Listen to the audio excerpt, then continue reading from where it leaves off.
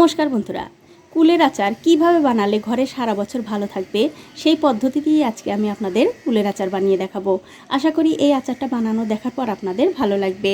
তো কুলের আচার বানাবার জন্য দেখতে পাচ্ছেন এখানে আমি কিছু পাকা পাকা টোপা টোপা কুল নিয়েছি, আর কুলগুলো কিন্তু আমি ধুয়ে পরিষ্কার করেও নিয়েছি। এখন এই কুলগুলো থেকে এভাবে বোটা ছাড়িয়ে ঠিক এরকম করে ফাটিয়ে দুদিন আমি রোদে দিয়ে নেব।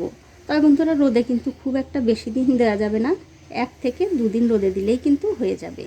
তো এই দেখুন, কুলগুলো কিন্তু 2 দিন রোদে দিয়ে একটুখানি শুকিয়ে নিয়েছি। এখন একটা বাটিতে নিয়ে নিচ্ছি 1 চা চামচ গোটা ধনে, গোটা মৌরি, গোটা জিরা আর 3টে শুকনো লঙ্কা।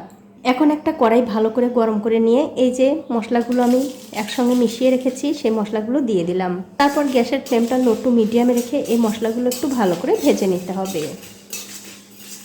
তো এই দেখুন, মশলা কিন্তু ভালো করে ভাজা হয়ে গেছে। এখন আমি গ্যাসের ফ্লেমটা বন্ধ করে দিয়ে এই মশলাগুলো ঠান্ডা করে একটুখানি গুঁড়ো করে নেব।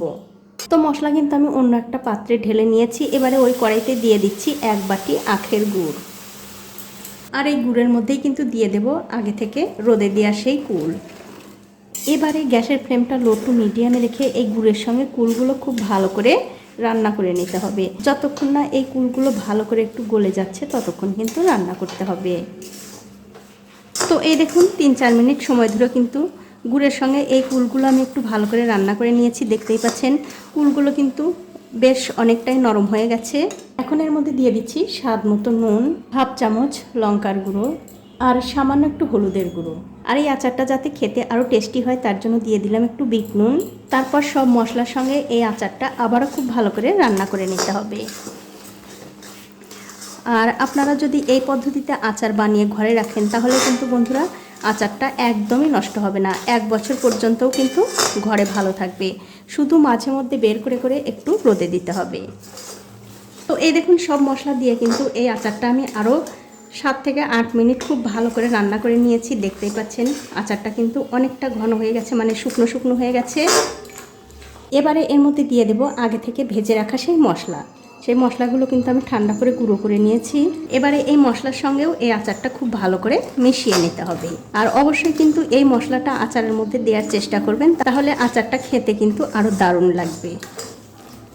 তো এই দেখুন, মশলাটা কিন্তু আচারের সঙ্গে খুব ভালো করে মিশিয়ে দিয়েছি।